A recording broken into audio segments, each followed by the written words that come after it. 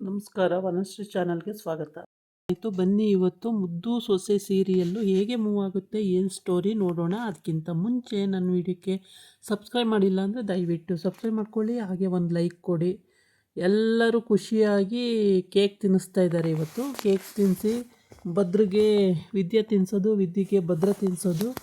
ಅಜ್ಜಿ ಬಿಡಬೇಕಲ್ಲ, ತಿನ್ನಿಸ್ಲಾ ಭದ್ರ ಅಂತ ಹೇಳುತ್ತೆ, ವಿದ್ಯೆ ತಿನ್ಸೆ ನೀನು ಅಂತ ಹೇಳುತ್ತೆ. ಹಾಗಾಗಿ ಎಲ್ಲರೂ ಅವ್ರವ್ರಿಗೆ ತಿನ್ನಿಸ್ಕೊಳ್ಳೇಬೇಕಾಗುತ್ತೆ. ಈ ವಿಧಿ ಏನು ಮಾಡೋಕ್ಕಾಗಲ್ಲ, ಅಜ್ಜಿ ಬಿಡಬೇಕಲ್ಲ, ಏನು ಮಾಡೋಕ್ಕಾಗಲ್ಲ. ಆಮೇಲೆ ಎಲ್ಲರಿಗೂ ತಿನ್ನಿಸ್ಕೊಬರ್ತಾರೆ. ಶಿವರಾಮೇಗೌಡನು ಸ್ವಲ್ಪ ತಿಂದು, ಗೋವಿಂದ ಅವರೆಲ್ಲ ಸ್ವಲ್ಪ ಸ್ವಲ್ಪ ತಿಂದು ಅವರು ಹೋಗ್ತಾರೆ. ಶಿವರಾಮೇಗೌಡಿಗೆ ತಿನ್ಸಕ್ಕೆ ಹೋಗ್ತಾಳೆ. ಆಮೇಲೆ ಕಾಲಿಟ್ಕೊಂಡು ನಮಸ್ಕಾರ ಮಾಡ್ತಾಳೆ. ಆಮೇಲೆ ವಿದ್ಯನ ಬಾಯಿಗೆ ಸ್ವಲ್ಪ ಅಲ್ಲೇ ಮುರ್ಕೊಂಡು ವಿದ್ಯನ ಬಾಯಿಗೂ ಕೊಡ್ತಾನೆ.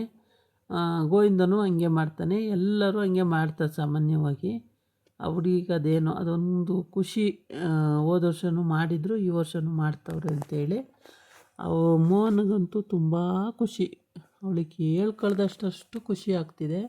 ಯಾಕೆ ಅಂತಂದರೆ ವಿದ್ಯೆನ ಕಂಡ್ರೆ ತುಂಬ ಆಸೆ ಅವಳಿಗೆ, ತುಂಬ ಪ್ರೀತಿ, ತುಂಬ ಆಸೆ. ಏನೋ ಕಾರಣಾಂತರದಿಂದ ಹಂಗಾಯ್ತಲ್ಲ ಅನ್ನೋದೊಂದು ಬಿಟ್ಟರೆ ಇನ್ನೇನು ಸಿಟ್ಟು ಆ ಥರ ಏನಿಲ್ಲ. ಇವನು ಇವಾಗಲೂ ಕರ್ಕೊಬಂದು ಮನೆಗೆ ಇಟ್ಕೋಬೋದು. ಆದರೆ ಇವನ್ನ ಡಿಸೈಡ್ ಮಾಡ್ತಾಯಿಲ್ಲ. ಭದ್ರನ ಮೇಲೆ ಬಿಟ್ಬಿಟ್ಟಿದ್ದಾರೆ ಶಿವರಾಮೇಗೌಡ. ಭದ್ರ ಏನು ಮಾಡ್ತಾನೆ ಅದನ್ನೇ ಮಾಡಲಿ ಅಂತೇಳ್ಬಿಟ್ಟು.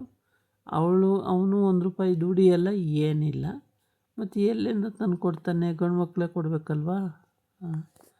ಆಮೇಲೆ ಸರು ಹೇಳ್ತಾಳೆ, ಸದ್ಯ ಈ ಕಾಲದಲ್ಲಿ ಇಷ್ಟೊಂದು ದಿನ ಹೊರಗೆ ಇದ್ದು. ಸರುನು ಹೇಳ್ತಾಳೆ, ಖುಷಿ ಆಯಿತು ಅಲ್ವಾ ಅಕ್ಕ ನಿನಗೆ ಇವತ್ತು ಅಂತೇಳಿ. ಕಣೆ ಖುಷಿ ಆಯಿತು ಅಂತಾಳೆ. ಆಮೇಲೆ ಚಂಪಾ ಅಜ್ಜಿ ಮತ್ತು ಮೋನ ಎಲ್ಲ ತಿನ್ನಿಸ್ತಾರೆ ಕೇಕೆಲ್ಲ ತಿನ್ನಿಸಾದ್ಮೇಲೆ ಕ್ವಾಟ್ಲೆ ಮುಖಕ್ಕೆಲ್ಲ ಬಳಿತಾರೆ ಓಡಿಸಾಡಿಕೊಂಡು. ಒಂಥರ ಚೆನ್ನಾಗಿರುತ್ತೆ, ಖುಷಿ ಖುಷಿಯಾಗಿ ಎಲ್ಲರೂ ಓಡಾಡಿಕೊಂಡು ಅವನಿಗೆ ತಿನ್ನಿಸೋದು, ಅವನಿಗೆ ಮುಖದ ತುಂಬ ಎಲ್ಲ ಬಳಿಯೋದು ಕೇಕನ್ನು, ಆ ಥರ ಎಲ್ಲ ಮಾಡ್ತಾರೆ. ಚೆನ್ನಾಗಿತ್ತು.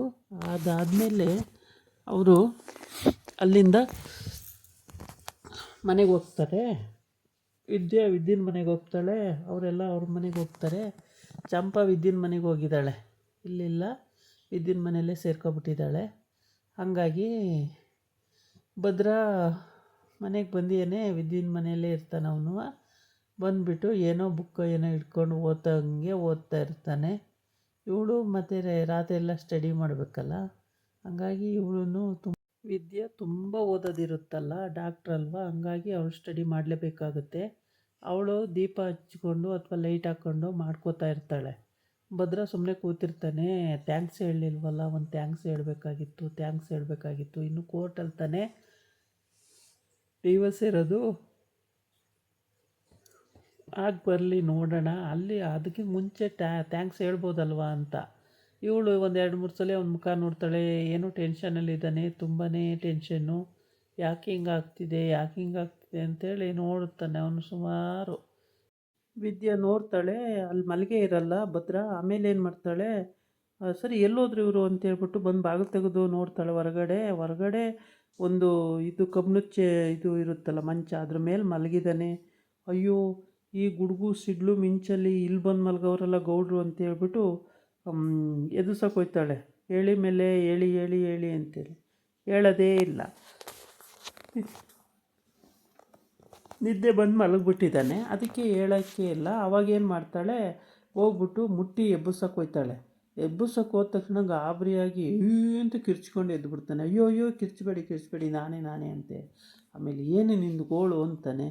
ಏನಿಲ್ಲ, ಅಲ್ಲಿ ಬಂದು ಮಲ್ಕೊಳ್ಳಿ, ಇಲ್ಲಿ ಗಾಳಿ ಮಳೆ ಎಲ್ಲ ಬರ್ತಾಯಿದೆ, ಗುಡುಗು ಮಿಂಚು ಸಿಡ್ಲು ಎಲ್ಲ ಬರ್ತಾಯಿದೆ, ಹೇಳಿ ಮೇಲೆ ಅಲ್ಲಿ ಮಲ್ಕೊಳ್ಳಿ ಅಂತ ಹೇಳ್ತಾಳೆ. ಆಮೇಲೆ ನಾನು ಇಲ್ಲೇ ಮಲ್ಕೋತೀನಿ ಹೋಗು ಅಂತ. ಮಳೆ ಬರ್ತಿದೆ ಹೇಳಿ, ಇಲ್ಲೇ ಯಾಕೆ ಮಲ್ಕೋತೀರಾ ಅಂತಾಳೆ. ಸರಿ ಅಂತ ಹೇಳ್ಬಿಟ್ಟು ಅವನು ಎದ್ದು ಮನೆ ಒಳಗೆ ಹೋಗ್ತಾನೆ. ಮನೆ ಒಳಗೆ ಹೋದಾಗಲೂ ಒಳ್ಳೆ ಕಾಟ ಇವುಗಳದು ಅಂತೇಳಿ ಅಲ್ಲೋಗಿ ಮಲ್ಕೊಂಡಿರ್ತಾನೆ. ಆಮೇಲೆ ವಿದ್ಯೆ ಓದ್ಕೊತಾಳೆ. ಬೆಳಿಗ್ಗೆ ಆಗೋಗುತ್ತೆ. ಆಗ ಇವನು ಬರಲ್ಲ ಅಂತಿರ್ತಾನೆ. ನಾನು ಇಲ್ಲೇ ಮಲ್ಕೋತೀನಿ, ನೀನು ಹೋಗು ನಿನ್ನ ಪಾಡಿಗೆ, ನೀನೇನಕ್ಕೆ ಇಲ್ಲಿ ಕರಿತಿದ್ದೀಯ ಅಂತ. ಇಲ್ಲ ಬನ್ನಿ ಲೇಟಾಯಿತು, ಬನ್ನಿ ಬನ್ನಿ ಅಂತೇಳ್ಬಿಟ್ಟು ಹಿಂಸೆ ಮಾಡಿ ಕರೀತಾಳೆ. ಆಮೇಲೆ ಕರೆದ್ಬಿಟ್ಟು ಇಬ್ಬರನ್ನೂ ಭದ್ರನ್ನು ಎಷ್ಟೇ ಕರೆದ್ರೂ ಅವ್ನು ಬರಲ್ಲ ಬರಲ್ಲ ಬರಲ್ಲ ಅಂತಿರ್ತಾನೆ. ಕೊನೆಗೆ ಬರಲ್ಲ ಅಂತೇಳಿ ಒಳ್ಳೆ ಕಾಟ ಆಯ್ತಲ್ಲ ಅಂತೇಳ್ಬಿಟ್ಟು ಅದನ್ನು ತಗೊಂಡು ಇಟ್ಟು ಅಲ್ಲಿ ಗೌಡ್ರೆ ಅಂತೇಳಿ, ನಡೀರಿ ಗೌಡ್ರೆ ಅಲ್ಲಿ ಮಲ್ಕೊಳ್ಳಿ ಅಂತ ಹೇಳ್ತಿರ್ತಾಳೆ. ಅಷ್ಟೊತ್ತಿಗೆ ಜೋರು ಗುಡುಗು ಸಿಡ್ಲು ಬಂದುಬಿಡುತ್ತೆ. ಬಂದ ತಕ್ಷಣ ಹೋಗಿದೆ ಅವನು ತಪ್ಕೊಂಡ್ಬಿಡ್ತಾಳೆ. ತಪ್ಕೊಂಡು ಅವ್ನ ಕಷ್ಟನ ಏರ್ಕಿಲ್ ಹೇಳ್ಕೊತಾನೆ. ಏನು ಮಾಡೋಕ್ಕೂ ಆಗಲ್ಲ. ಆಮೇಲೆ ಸರಿ ಅಂತೇಳ್ಬಿಟ್ಟು ಅವನು ಸುಮ್ಮನಾಗ್ತಾನೆ, ಏನು ಮಾತಾಡಲ್ಲ. ಆಮೇಲೆ ಹೋಗ್ಬಿಟ್ಟು ಒಳಗಡೆ ಮಲಗ್ತಾನೆ. ಆಮೇಲೆ ಇವರೆಲ್ಲ ಇವಳು ವಿದ್ಯುನ್ ಜೊತೆಗೇ ಬಂದು ಅವರೆಲ್ಲ ಅಲ್ಲೇ ವಿದ್ಯುನ್ ಪಕ್ಕನೇ ಮಲ್ಕೋತಾರೆ, ಚಂಪಾ ಮತ್ತು ಸರು. ಇವಳು ಮಾತ್ರ ಓದ್ಕೊಳ್ಳುವಾಗ ಮಂಚ ಅಂದರೆ ಒಂದು ದಿವಾನ್ ಥರ ಇರುತ್ತೆ, ಅದ್ರ ಮೇಲೆ ಕೂತ್ಕೊಂಡು ಓದ್ಕೊಳ್ಳೋಳು ಮತ್ತು ಬರೆಯುವಾಗ ಅದ್ರ ಮೇಲೆ ಕೂತ್ಕೊಂಡು ಬರೆಯೋಳು. ಈಗ ಅವಳಿಗೆ ಟೇಬಲ್ ಬೇಕು, ಸ್ಲೇಟ್ ಬೇಕು, ಎಲ್ಲ ಬೇಕು. ಹಾಗಾಗಿ ಅವಳು ಬರ್ಕೊತಿರ್ತಾಳೆ, ಓದ್ಕೊತಿರ್ತಾಳೆ. ಇದಾಗಿತ್ತು ಇವತ್ತಿನ ವೀಡಿಯೋ. ನಾಳೆ ಇನ್ನೊಂದು ವೀಡಿಯೋ ಜೊತೆ ಬರ್ತೀನಿ. ನಮಸ್ಕಾರ.